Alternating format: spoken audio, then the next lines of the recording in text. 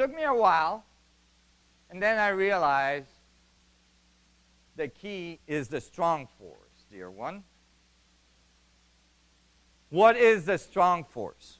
When we found protons, we found that they were positively charged and that they would repel, just like two magnets of the same charge would tend to repel. And if they're strongly magnetized, you can't get them close together.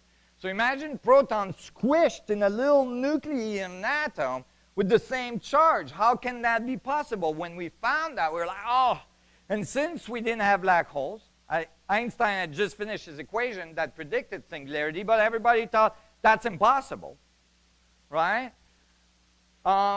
They said, okay, they must, and so gravity could not be strong enough. We didn't have singularity black holes. So they said, oh, there must be a force we don't know about. We'll call it the strong force. And we'll make it exactly the amount of force necessary to force the proton together into the nuclei. How convenient. But nowhere was it given as a mechanism of this force. That is, where did this force come from? Where did the energy come from to produce that force? It was just thrown in there as a fudge factor to squish the atom nuclei into existence. Later on, and they calculated it had to be very, very strong.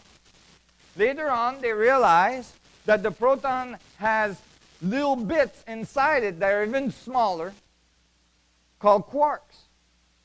And now the quarks are charged, so they now needed an even stronger force to squish the quarks into the middle. Now that's embarrassing. You can't call it the strong force. So they got artistic. They called it the color force. And so the color force was deemed to be infinitely strong at the quarks level. Like that, you know, if they found anything smaller, they had infinitely strong force to deal with it. And that this strong, infinitely strong color force was mediating force to the proton level using gluon particles. Gluon.